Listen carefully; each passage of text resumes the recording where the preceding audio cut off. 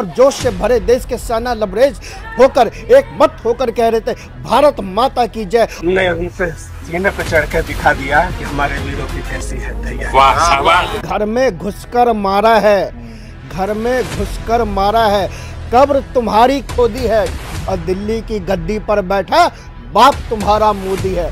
Modi ji 56 inch का सीना आपका कहाँ गया, मौका बहुत बढ़िया है, उसको ख़त्म कर दो, पीओके ले लो तो बलूचिस्तान अलग कर दो। मतलब इतना इन्होंने क्या उखाड़ा था जो इतनी चिंता कर रहे हैं, और इंदिरा गांधी को याद करने का कारण क्या है भाई साहब? नमस्कार दोस्तों, तो अभी मैं हूँ इसी कर्तव्य पथ पर और इंडिया गेट के सामने। तो अब हमारे साथ जुड़ गए हैं अपने पोदार साहब। बरसात ने थोड़ा सा मुझे लेट कर दिया, लेकिन फिर भी काफ़ी लोगों के ओपिनियन राय मिले और जोश देखते ही बन रहा था जिस तरीके से सेना का मनोबल बढ़ाने के लिए इतने लोग यहाँ पे एकत्रित हुए हैं। अब पोदार जी मिले, जरा उनसे बात करते हैं। क्या कहेंगे पोदार जी, कब आए? नमस्कार सर, मेक इन मीडिया के आपके तमाम दर्शकों को बहुत बहुत शुभकामनाएं, बहुत बहुत बधाई।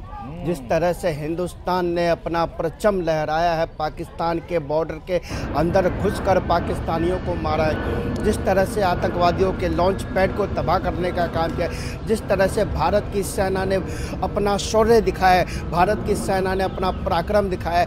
आज पूरा देश एक मत होकर भारत माता की जय का उद्घोष कर रहा है। और आज आपने देखा ही किस तरह से इस दिल्ली की सड़कों पर हर हाथ में तिरंगा था और हर जवान पर एक ही नारा था, भारत माता की जय, भारत माता की जय। जब कल मेरे देश के यशस्वी प्रधानमंत्री जी ने राष्ट्र को संबोधित किया, उनका अंत शब्द यही था, भारत माता की जय। जब वो आज सुबह बॉर्डर पे गए, एयरबेस पे गए, तो उनका शब्द यही था, भारत माता की जय। और हमारी सेना का नुकसान करने की थी तैयारी। हमने उनसे सीने पर चढ़ कर दिखा दिया कि हमारे वीरों की कैसी है तैयारी।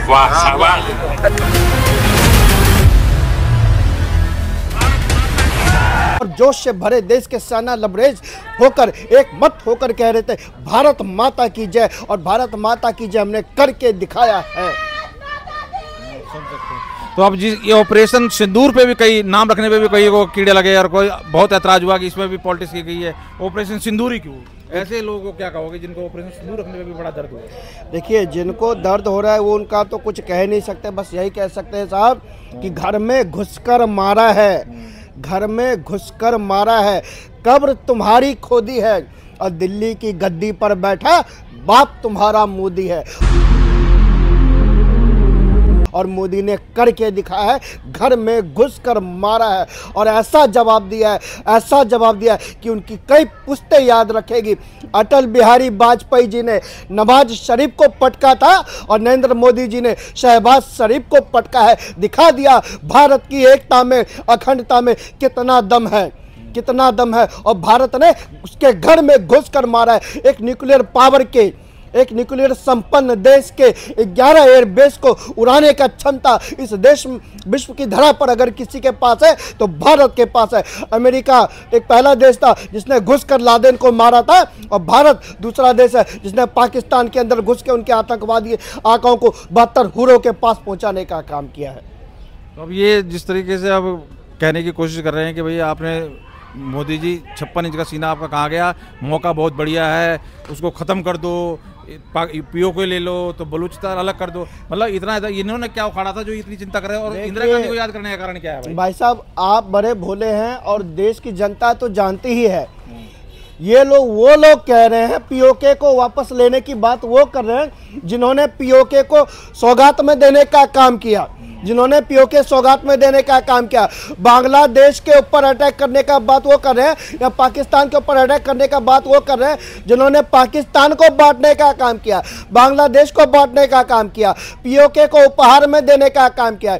1971 की जंग में देश की सेना ने अपना सर्वोच्च बलिदान देकर पाकिस्तान के टुकड़े करने का काम किया। एक बात बताइए, इन कांग्रेसियों से पूछना चाहता हूँ, किसी कांग्रेसी के जवान से आपने सुना है कि देश की सेना ने 71 में पाकिस्तान के टुकड़े किए? कांग्रेसी यही कहता है कि इंदिरा ने टुकड़े किए।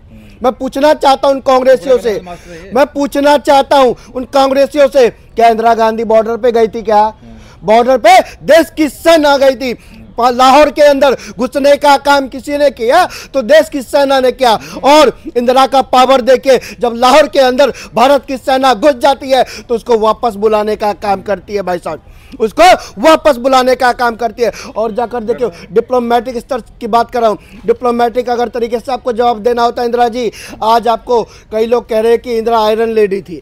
मैं पूछना चाहता हूँ आयरन उस तथाकथित आयरन लेडी जो कहने का काम कर रहे हैं, जब भरोसा तो इन्हें यहाँ मोदी पे हो रहा है, तभी तो कह रहे हैं कि ले लो भाई। आयरन लेडी थी, भरोसा इनको मोदी पे हो रहा, तभी तो कह रहे हैं कि ले लो। इनको लग रहा है खुद भी कि इस बार मामला मोदी जी ने सही कर दिया। इनको तो है भैया, इनको अपने नेता के पप्पू के ऊपर भरोसा नहीं है, अब ये भाजपा के ऊपर भरोसा है। और ये वही लोग हैं जो कहते थे तारीख नहीं बताएंगे, मंदिर वही बनाएंगे। इनके पप्पा ने बनवा दिया मंदिर। ये वही लोग हैं जो कहते थे 370 हटेगी तो खून की नदियां बहेगी, एक भी हाथ तिरंगा उठाने वाला नहीं होगा। जाकर देखो 370 भी हटा और हर हाथ में तिरंगा भी लहराता है कश्मीर के अंदर। अरे भैया, ये न जाने क्या क्या कहने वाले, लेकिन पूर्ण रूप से आज देश की जनता को, देश की धरा को विश्वास कहीं किसी पर है तो मोदी जी के ऊपर है। एक अटूट विश्वास है मोदी जी के ऊपर। मोदी जी ने जो करके दिखाया है और जो घुस के मारा है उनको, और पूरे विश्व को एक साफ संदेश देने का काम किया है। हम आतंकवाद पर प्रहार बिल्कुल नहीं सहेंगे। अगर वो कोई भी हो, अगर आतंकवाद भेजेगा तो हम अपने देश का गोला बारूद भेजने का काम करेंगे। तो ताज में भी अटैक किया आतंकवादियों ने, वो तो बिल्कुल अंदर घर के अंदर घुस के किया, तब इनसे कुछ नहीं उखड़ा। और आज कहीं 2004 बॉर्डर स्टेट पे भी अगर वो अटैक कर रहे हैं तो अंदर घुस के मारा जा रहा है। ऐसी कार्रवाई किसी प्राइम मिनिस्टर ने की नहीं है। फिर किस तरीके से मतलब मोदी को ये कम आग रहे हैं, या मतलब क्या इनकी जलन है या दर्द कौन सी है जो इस तरीके की बात कहने के लिए इन्हें उकसाता है कि कहीं ना कहीं ये अपनी हार। देखिए भाई साहब, 2004 से 14 के मध्य में आपको बताना चाहता हूँ। 2005 में एक दिल्ली ब्लास्ट होता है, 6 में वाराणसी ब्लास्ट होता है, 2006 में मुंबई ब्लास्ट होता है, 6 में मालेगांव ब्लास्ट होता है, 7 में समझौता ब्लास्ट होता है, 8 में जयपुर ब्लास्ट होता है, 2008 में अहमदाबाद में ब्लास्ट होता है, 2008 में दिल्ली में बम ब्लास्ट होता है, 2008 में मुंबई में अटैक होता है 26/11, 2010 में पुणे में बम ब्लास्ट होता है, 2011 में मुंबई में बम ब्लास्ट होता है, 2011 में फिर मुंबई में ब्लास्ट होता है, 2013 में हैदराबाद में ब्लास्ट होता है। एक गोली चली क्या? पाकिस्तान को जवाब देने का काम क्या? ये आतंकवादी कहाँ से आते थे? ये कहाँ से आते थे आतंकवादी? क्या एक भी जवाब देने का काम क्या? नहीं जवाब देने का काम क्या? और देखिए 2014 के बाद पुलवामा उन पाकिस्तानियों ने क्या घुसकर मारा, और श्रेय किसको दिया? देश की सेना को। उन्होंने उड़ी किया, एयर स्ट्राइक हमने किया, घुसकर मारा, श्रेय किसको दिया? देश की सेना को। उन्होंने पहलगाम किया, घुसकर मारा, और श्रेय किसको दिया? देश की सेना को। और 71 में ये श्रेय इंदिरा को देते हैं। अरे भैया, भाजपा और कांग्रेस में यही तो फर्क है। भाजपा श्रेय देश की सेना को देती है, देश की जनता को देती है, देश की बेटियों को देती है, और कांग्रेस श्रेय देश की सेना को नहीं, वो श्रेय इंदिरा गांधी को देने का काम करती है। भाजपा में यही फर्क है। भाजपा कहती है नेशन फर्स्ट, कांग्रेस कहती है फैमिली फर्स्ट। और ये तो कह रहे हैं कि जब घटना हुई है पहलगांव में, उसके बाद मोदी जी बिहार चले गए, मतलब मोदी जी लड़ने जाते क्या बॉर्डर पे? देखिए भाई साहब, मोदी जी बिहार गए, आपको पता होगा, होना चाहिए। सुन लीजिए भाई, चुनाव के करते हैं, सब चीज कराते हैं। सुनो तो यार, मोदी चुनाव को बाहर में डालिए, चुनाव की बात मत कीजिए। चुनाव तो मोदी जी जीतेंगे। सुन लीजिए, ना कांग्रेस की हिम्मत नहीं है भैया, ना ये मोदी जी के सामने चुनाव लड़ सकते हैं, और ना पाकिस्तान मोदी जी से युद्ध जीत सकता है।